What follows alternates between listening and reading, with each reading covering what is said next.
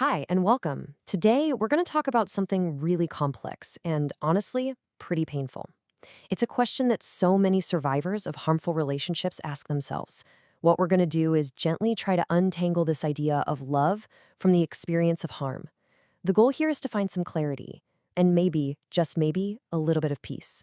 So let's start exploring this together. If you're here, I'm willing to bet this exact question has bounced around in your head, maybe late at night when you can't sleep. It's such a confusing and hurtful question, isn't it?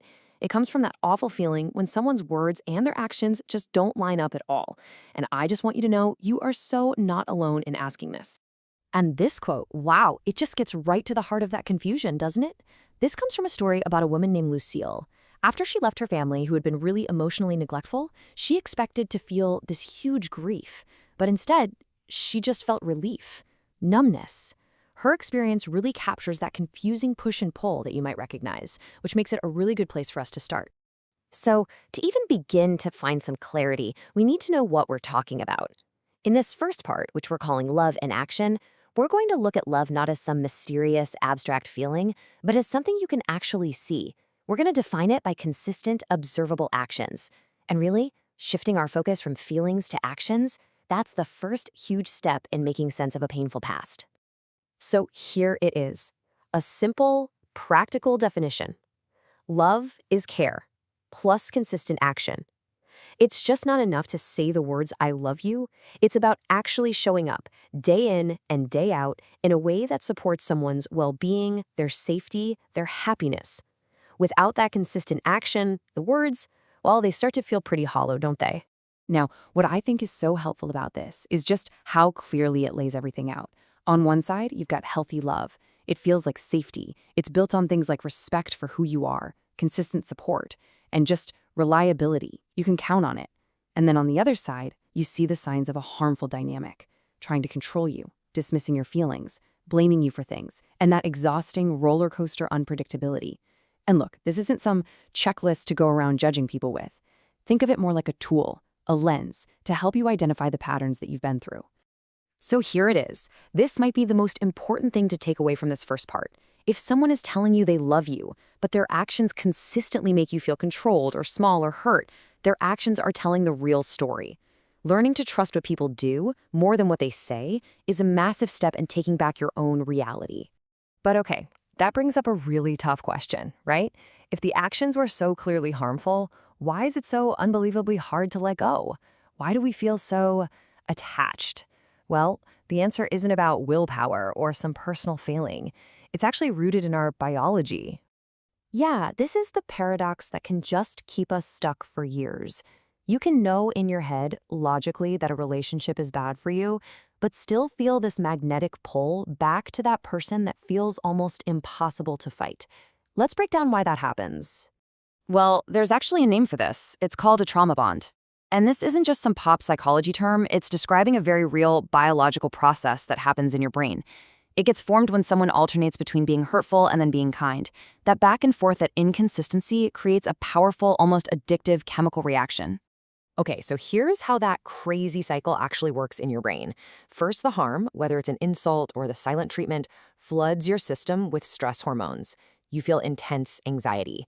Then, when that person finally offers a little bit of kindness, an apology, anything, your brain gets this huge hit of relief chemicals like dopamine.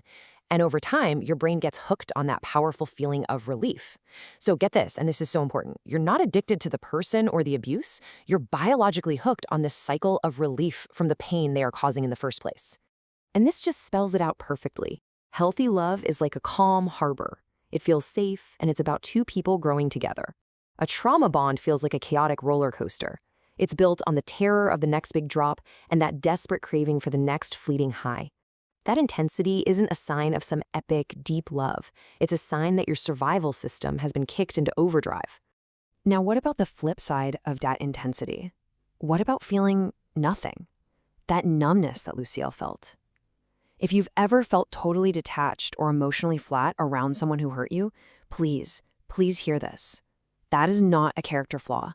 It's not you being cold. It is your brilliant nervous system acting like a wise old bodyguard, creating a boundary to protect you from more pain because it knows you've had enough. It's a sign of wisdom.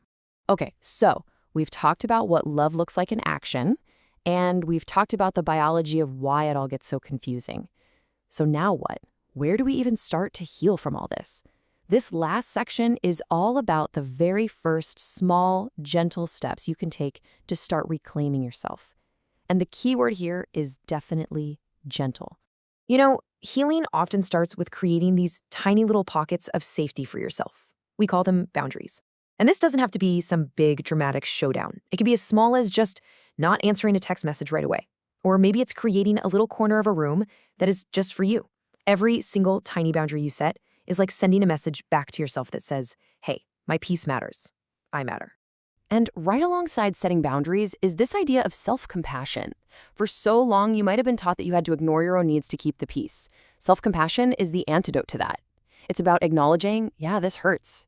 It's about reframing that inner critic that says it's all your fault. It can even be as simple as just placing a hand over your heart and breathing. Or, like Lucille, nurturing something small, like a plant. It's a way to practice caring again, starting with yourself. Okay, and this next point, if you only remember one thing from our time together, I hope it's this. The failure of another person to show up for you with consistent, healthy love is a reflection of them. It's about their limitations, their history, their capacity. It has never, ever been a statement about your worthiness to be loved. You were always worthy. So let's end with this really powerful affirmation, something you can hold on to.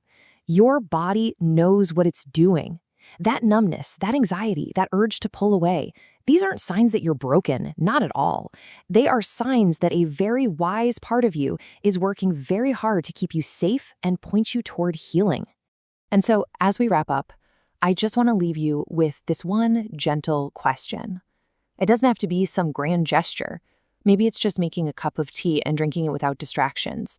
Maybe it's saying no to one tiny request. Or just taking 3 deep breaths. Whatever it is, that small act is a step back home to yourself. Thank you for spending this time with me. And please be so, so gentle with yourself.